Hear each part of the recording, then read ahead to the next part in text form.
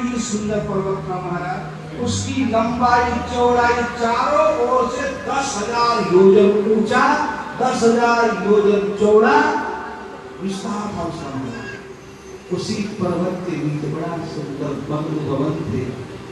उस वन में एक गजेंद्र रहता है, वो बहुत शक्तिशाली, बहुत हथनियां उसकी पत्नियां थी, उसका परिवार, बच्चे, वो इतना बड़ा परिवार। जितने भी मांसाहारी जीव थे जंगल को छोड़कर भाग गए थे हाथी के डर से। गर्मी का समय आया, परिवार वालों को साथ में लेकर उसी पर्वत के नीचे एक सरोवर था, तालाब। उस सरोवर में जल पी गया, परिवार वालों ने जल पी लिया, बाहर आ गए। ये हाथी उसमें जल क्रीड़ा करने लगा।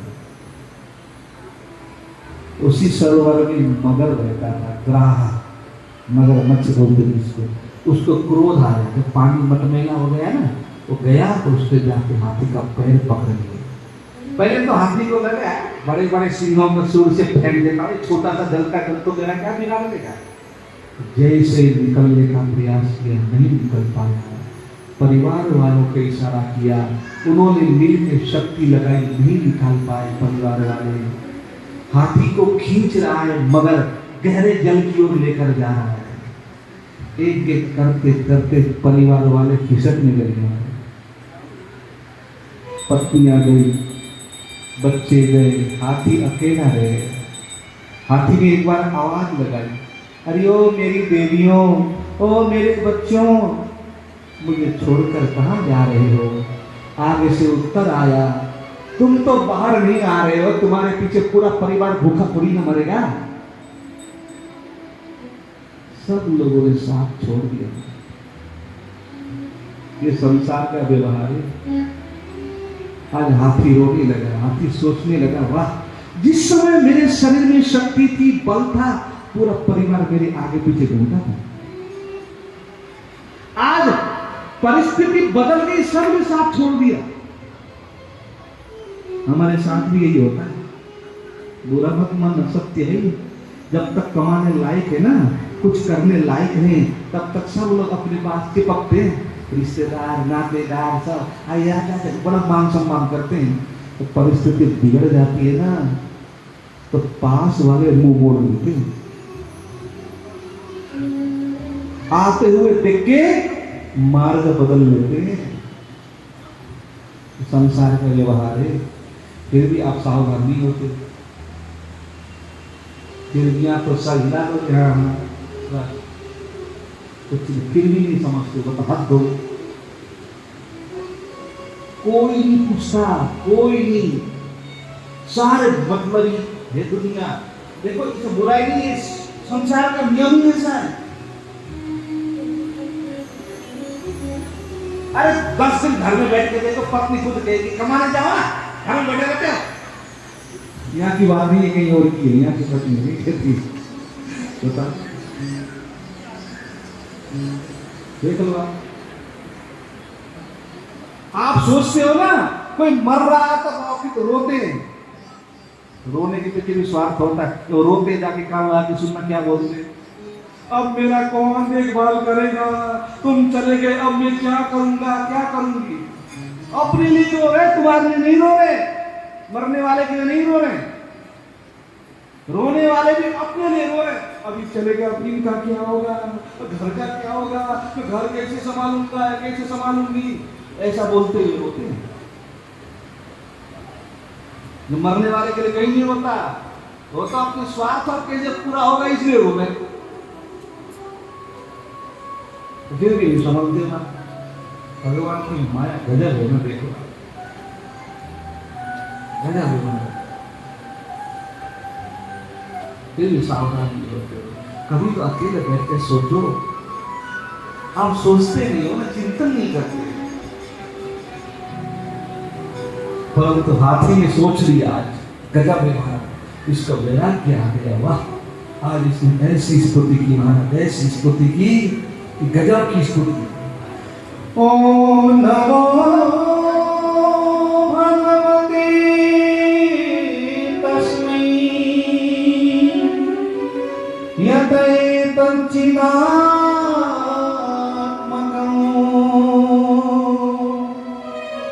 पुरुषाय दिव्याय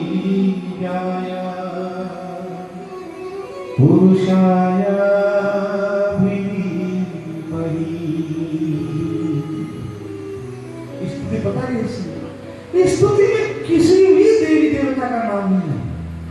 मैं उस परमपिता परमात्मा का पावन शरण ग्रहण करता हूं जिससे सृष्टि की उत्पत्ति पालन और संहार होता है।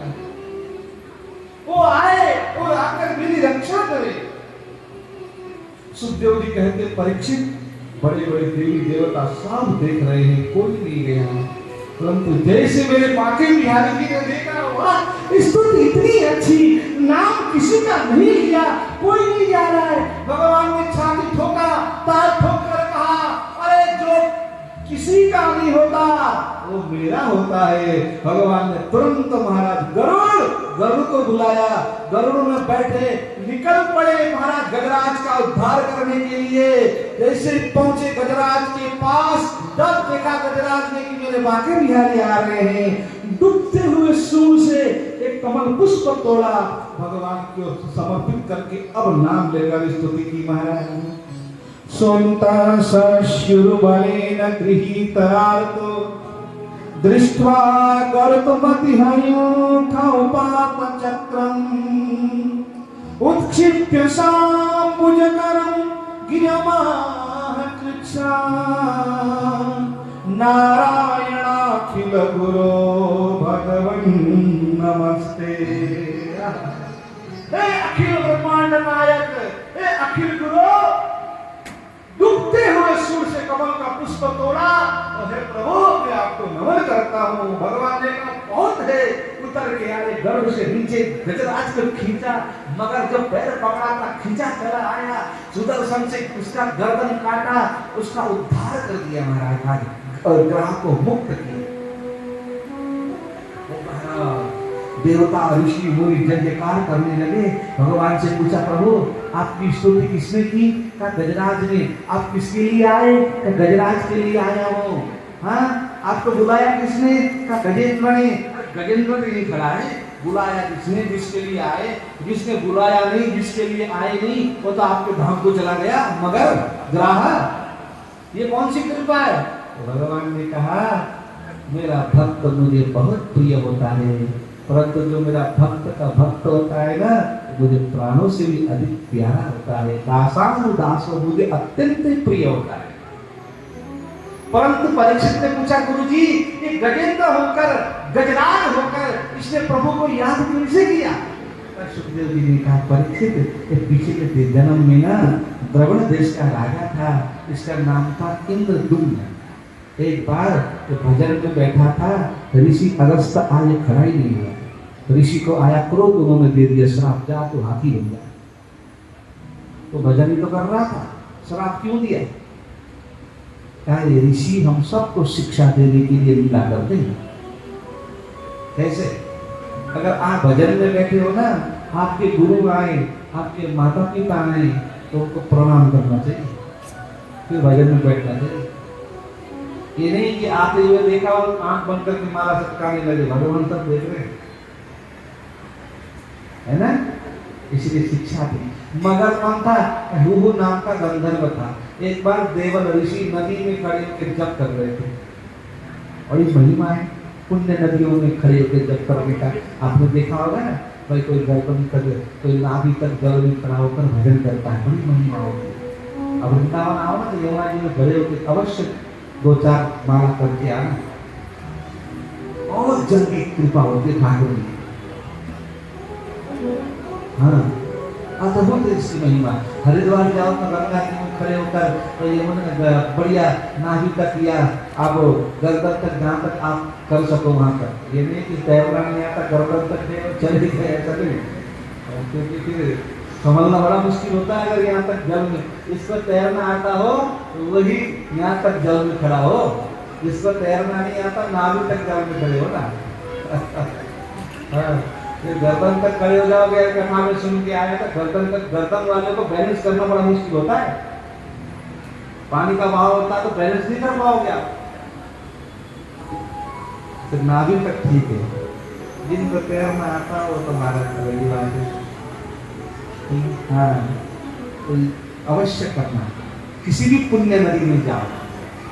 देवल ऋषि जब कर रहे थे कि वो नाम के गंधर्व को न जाने क्या सूझी, पता ऋषि को हंसा लो, नदी को सोच डूबी लगाई, नीचे नीचे आए महाराज। ऋषि के चरण पकड़ लिए, डर गए, बचाओ बचाओ, मगर ने पकड़ लिया, चिल्लाने लगे। वो बाहर निकल के आए और हंसने लगा। महाराज जी डर गए, महाराज जी डर गए, महाराज जी के तो पसीने छूट गए, डर गए। ऋषि को आया क्रोध, अच्छा जल के अंदर पैर पकड़ने की बहुत आदत है तेरे अंदर, जा तुम मगर बन जा, पकड़ते रहना। और चरणों में गिर के रोने लगा। महाराज जी मेरा उद्देश्य ये नहीं था, मैं तो आपको थोड़ा हंसाना चाहता था।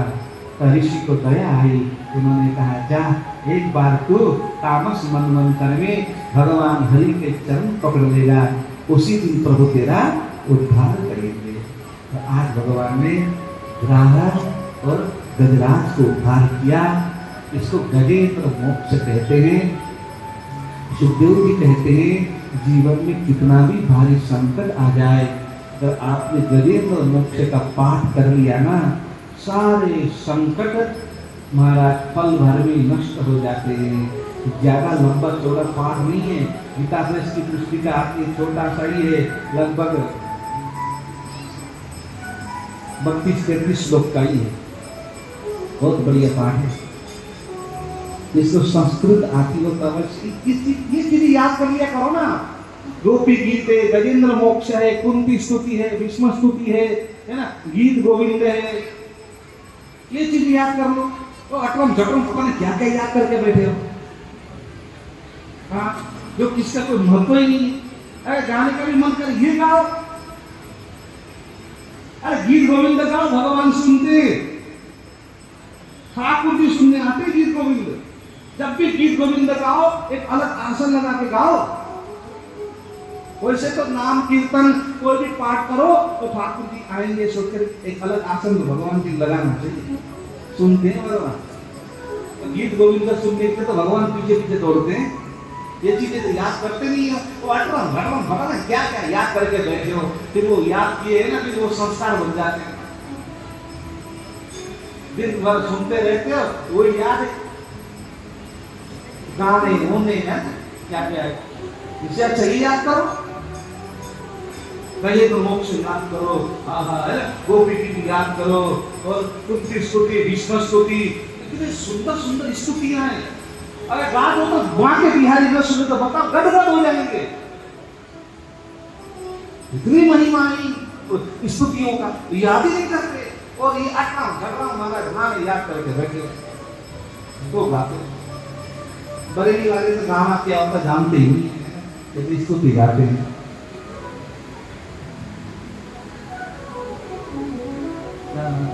कितने सुंदर सुंदर मंडलियां बनी है यहाँ हमारी माताओं की, है कीर्तन होता है तो भगवान को सुनाते, नाचते हैं, भजन गाते हैं, अच्छा है, बहुत अच्छा। श्रवणं ग्रहणं संस्मरयन् चिन्तयन् नामानि रूपाणि च मंगलानि। सुनो गाओ, देवता कहते हैं, स्मरण करो, चिंतन करो, काम बन जाएगा, तो गाओ, है ना। बोलो भक्तवत्सल भगवान की। 2 मिनट फिर आगे बढ़े।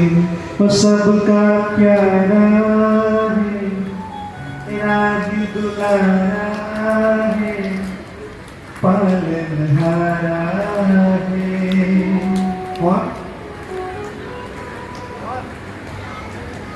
वो है श्याम, वो है श्याम, वो है श्याम, वो है श्याम, है ना, है ना। सबका प्यारा है, लागे दुलारा है, सबका प्यारा है, लागे दुलारा है, सबका प्यारा है, लागे दुलारा है।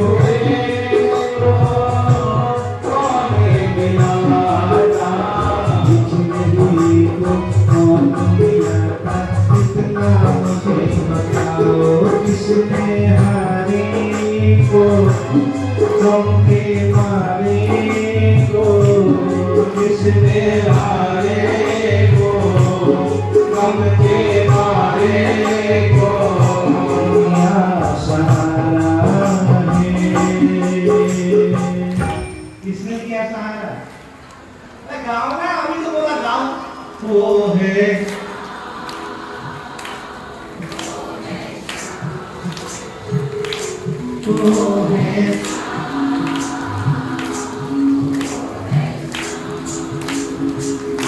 वो सबका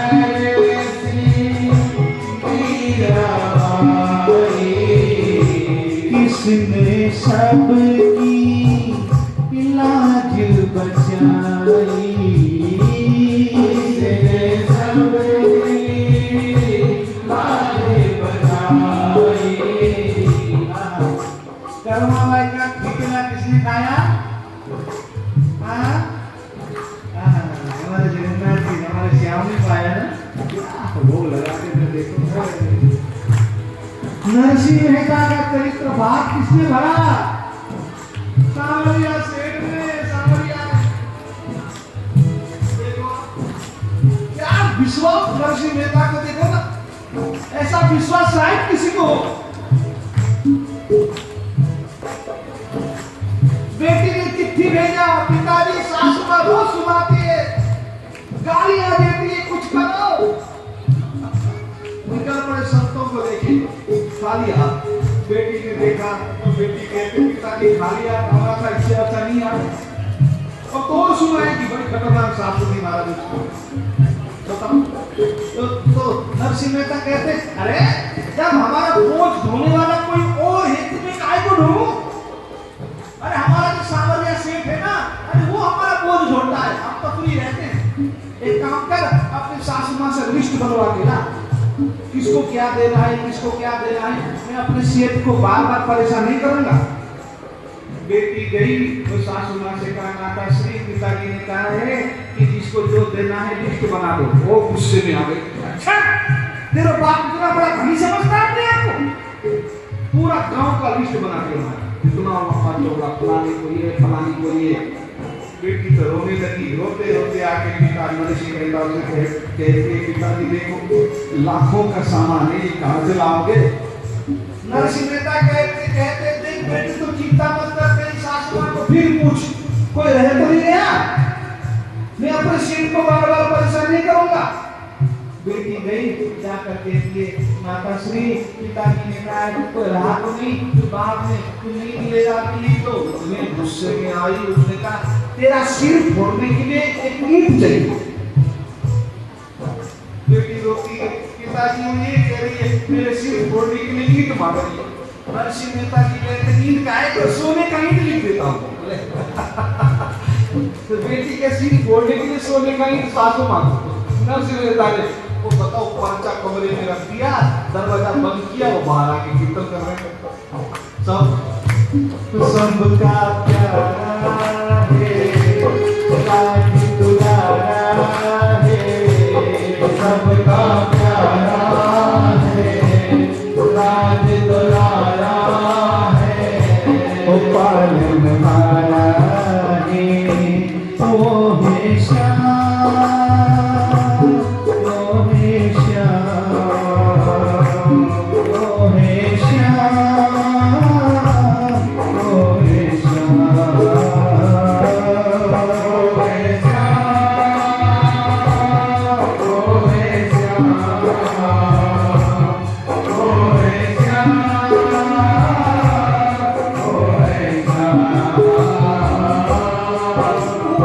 कीर्तन कर रहे थे ना, सबको साथ में लेकर नरसिंह मेहता कमरे के अंदर से ना तो कुछ खड़कने की आवाज आती है, थालियां खड़कने की, तो सामान पैकिंग करने की आवाज आ रही।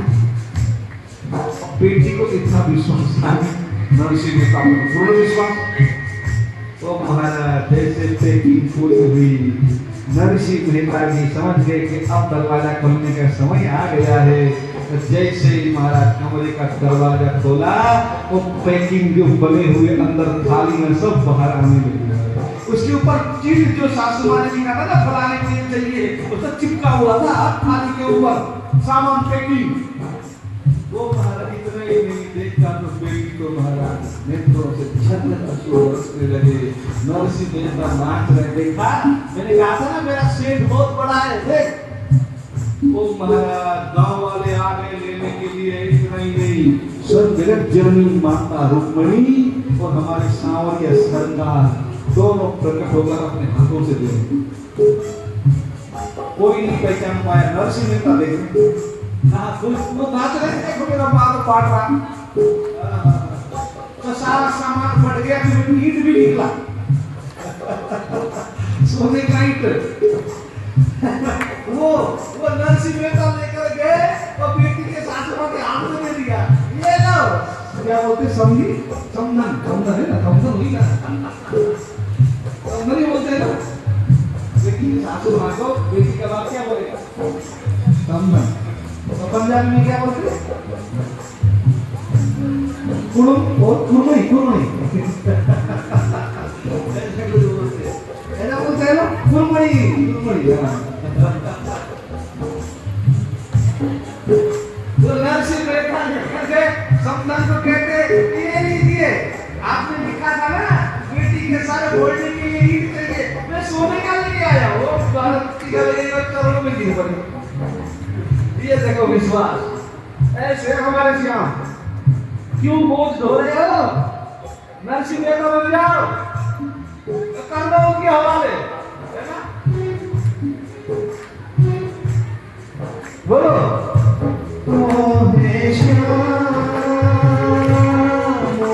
ताली बजा कर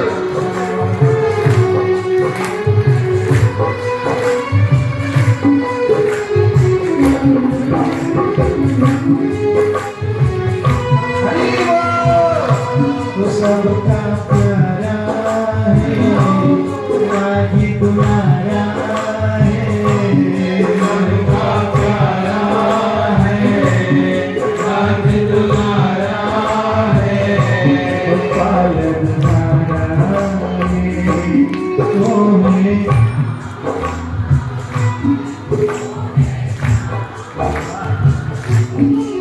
प्यारे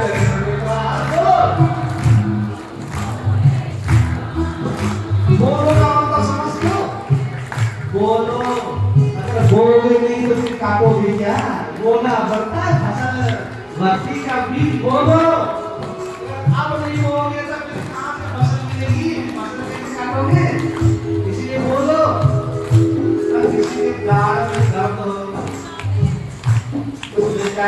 तारी जो उम्र में ना विचार पहले से दर्द में ठीक ठाक ही बोलो है ना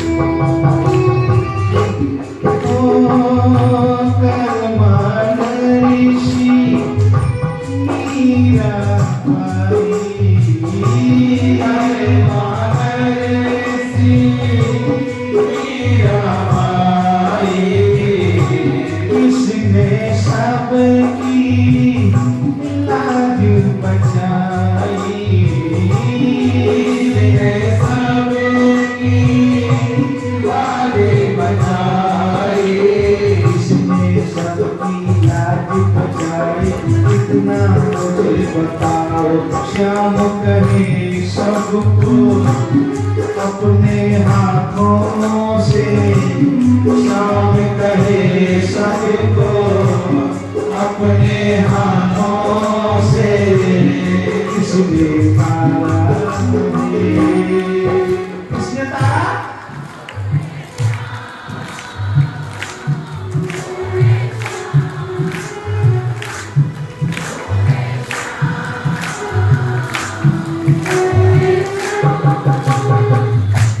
सबका